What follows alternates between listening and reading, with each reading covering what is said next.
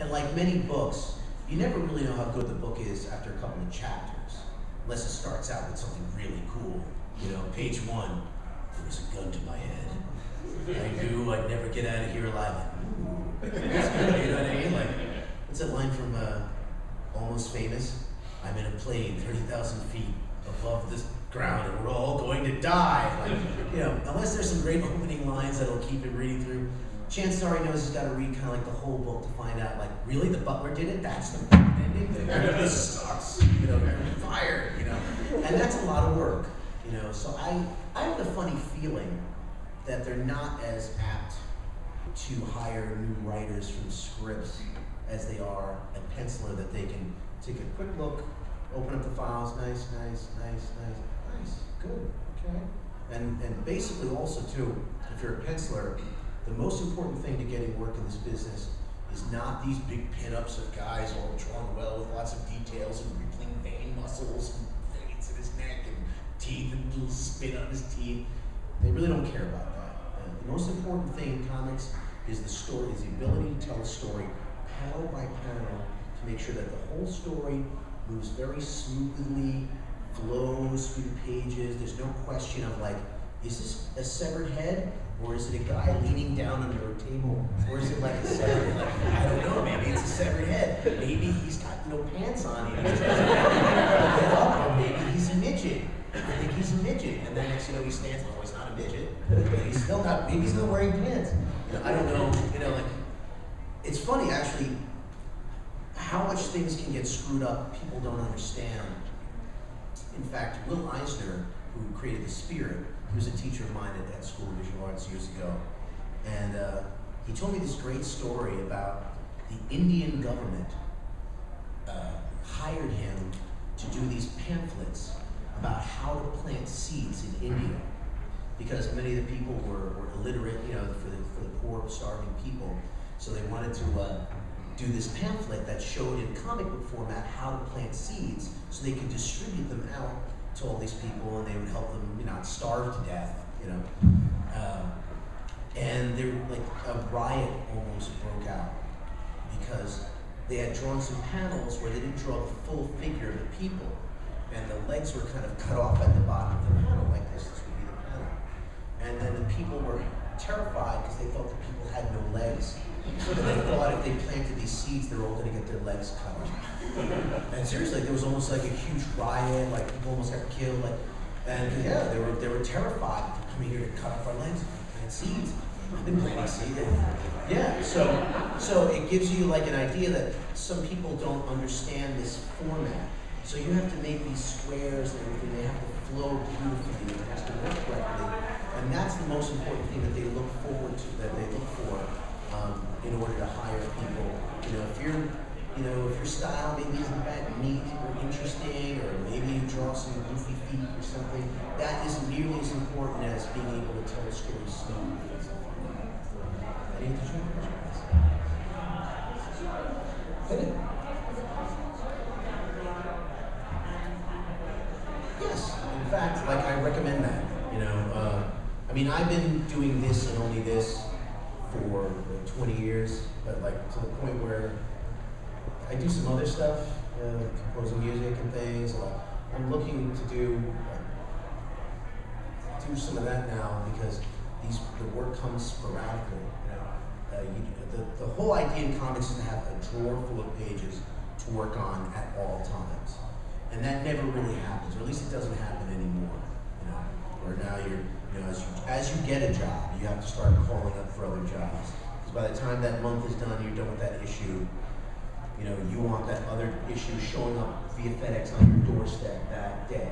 You know, and now it's like now you're waiting 2 weeks, you're waiting 3 weeks, and you know, every day that goes by, you're not earning money. You know, there's no paid vacations in comics. You have to pay for your own medical insurance. There's no unemployment insurance. So if you got no work, hey, too bad, you're self-employed. Okay? So it's hard. It's very hard. And nowadays, like I always tell my students or whatever, if your parents have a family business that you can work at sporadically or work on, great, you're in business. If you're Paris Hilton and you got all the money you ever need, you want to sit around drawing comics, even better, you know. Although I think probably supermodeling is more fun. So I would suggest that. Plus, she's probably not good at drawing Spider-Man. But, you know, I'm sorry.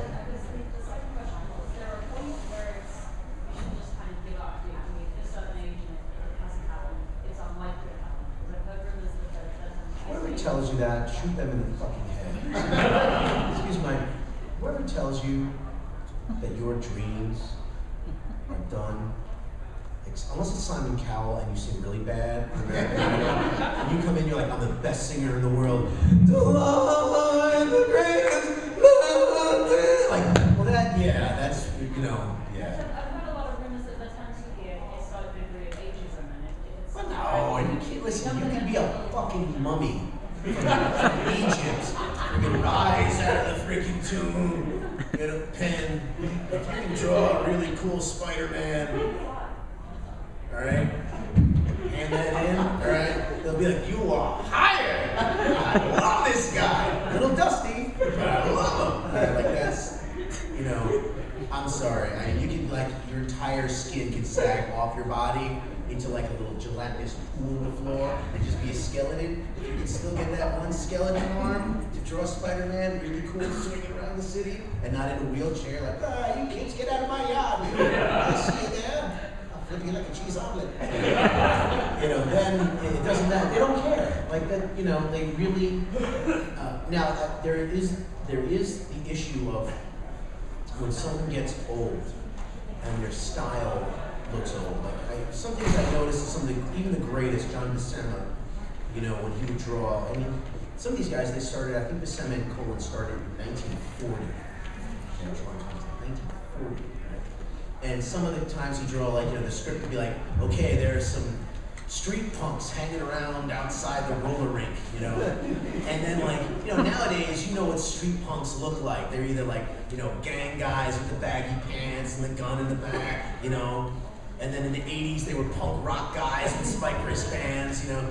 But then these guys would draw like guys in suits, you know, like with like smoking cigarettes. Like, yeah, we're punks. Like, we're in a blazer. You know, like, you're scared of a punk? Like, I'll hire you at Wall Street. You know, so like certain things, you know, you see a guy, he's playing basketball and he's got like old style Keds on, like, you know, like those old style like low top Keds, you know, like.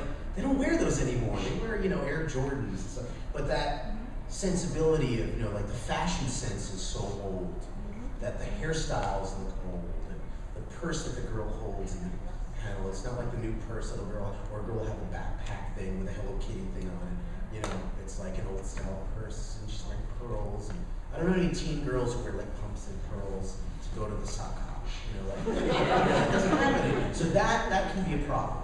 But when it comes to like how old you are, they don't give, I could be a mutant, literally, which I kind of am, but like, you know, like a third hand that kind of comes out of nowhere. And if this is the only one that draws comics and does a good job, they may not come over to your house, you know, they probably won't set you up on a double date, you know, but they will hire you for comics as long as they, you know.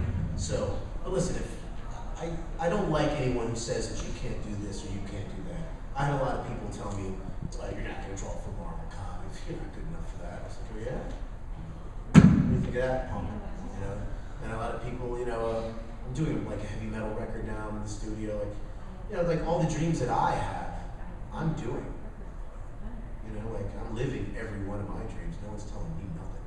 But I think it's more a sense of self-doubt. It's like 30 gets closer and closer, and it's like, wow, I really haven't done anything yet. But then, listen, first off, you know, I've had the opportunity, you know, as I was a kid, I was just encouraged by my parents, you know, even though my father was like, oh, great, he's going to be an artist, poor broke bastard. You know, coming from a, you know, the son of a banking executive, you know, like, but I was always encouraged, and I got to go to art school and study, you know, and I got, you know, I had enough natural talent and the work ethic, you know, in this business too, like, more important than actual natural talent is work ethic. You know, Michael Jordan's old high school coach will tell you that he wasn't a very good player at all. But he's the guy who came an hour early to practice, busted his ass, and stayed an hour late after, and would pick the coach's brain for more information and stuff. And he became probably the greatest player to ever play the game. So, you know, if it just hasn't happened, maybe your conditions aren't the same. Maybe you work a 9-to-5 job, and when you come home at night, you're kind of tired. It's hard to draw comics late at night when your brain is tired. You know, your brain is always fresh in the morning, and you do your best work. It's always in that morning kind of time. You know, and yeah, like, you know, the 10 years that you've been working some other 9-to-5 job, doing this sort of thing, trying to get into comics, I've been working every day drawing comics all day, practicing, honing my skills, sharpening my talents every day. And sometimes, you know, I gotta do a crappy hack job because I don't have enough time. The penciler doesn't really look good, but to fix this guy, I'll have to redraw the whole thing and I don't have time, so I just kind of knock it out, whatever. You know, some page, oh, that's a nice page, all right, this, I don't know that. You know, and you'll have those days, but, you know, like, I'm sitting there busting my butt, and I've been doing it for 20 years. So yeah, like, maybe things haven't happened for you, but, you know, your success is based on how you see yourself. You know, you might be someone who has a job and does this, and then does these funny little cartoons. And then you find, let's say the New York Press, which is like this free give-out newspaper, right? And you say, listen, I'd like to submit these cartoons. I have 150 of them you did, right? They're little panel strips. And you send them to them, and they say, wow, these are great. They say, you can run them for free, as long as you give me credit on it. And then next thing you know, they're starting to get letters. I love your cartoon, you know, my life in Queens, or something. Let's say that's the title of the script. The next thing you know, people are picking that up for that script, and they're getting letters. And now next thing you know, they're going to start paying you for it. And then you start to get some money. Then you find out that some guy approaches says, you know what, we can syndicate these. I can have these in the LA Times and this and that. And the next thing you know, you're getting syndication money, which is like ridiculous. And you're making $400,000 a year. You know, syndication money is crazy. Charles Schultz is a billionaire. You know? So depending on what your success is, maybe being a published cartoonist who works for free, who does one cartoon a week for fun, is your idea of success. So who's going to tell you, oh, you know, you're too old, you can't do it, you haven't made it. You know, you're in a well-read New York newspaper with your, you know, cartoon character that you love. Is that a success to you? Maybe some people say, she doesn't get paid for that. He doesn't get paid for that. That's what a loser. But then, you know, you never know. Maybe people around the world are reading your comics and love it. And then the New York Press decides that they want to spend some money to put them all in a big collected edition, and they're selling at Barnes & Noble. And now it's starting to sell really well, and now you're getting money from that. Because now it's not a free newspaper giveaway thing anymore. Next thing you know, it's in its 4th printing edition, 5th, you're getting royalty checks. Wow. You know, then before you know it, they decide, you know, other newspapers want to pick it up. They want to make an animated short out of it, and it wins an Academy Award for best comedy short. You know, depends on what you think a success is and what you're willing, you know, what you're willing to give out and what you're willing to settle for as, hey, I'm happy. Right? I mean, like, everyone's happiness is different. Some people just want to draw comic books and be happy. Some people won't be happy until they have $1 billion. And then when they have $1 billion, they won't be happy until they have 10 billion. And then they have 10 billion, they'll be happy until they have 100 billion. And then they want the entire Earth. You know? And the solar system, well, Pluto, I don't own that. Bastard. You know? So, you know what I mean? It depends on where, you know, what are your goals? Like, what to you make you happy? Admittedly, I'm a writer, and I would love for the fact to just stop paying out of my own pocket to publish my own books at one point. Right. Somebody else would think that this is good enough to put it into print. Right. Sure. Okay, that's a great goal to have, you know, because it's not something so ridiculous, you know, because setting the goals of, I'm going to be the greatest movie star in the world, like, dude, you know, you're 4'8". I don't know how many leading roles you're going to get, you know, with supermodel chicks, you know. Yeah.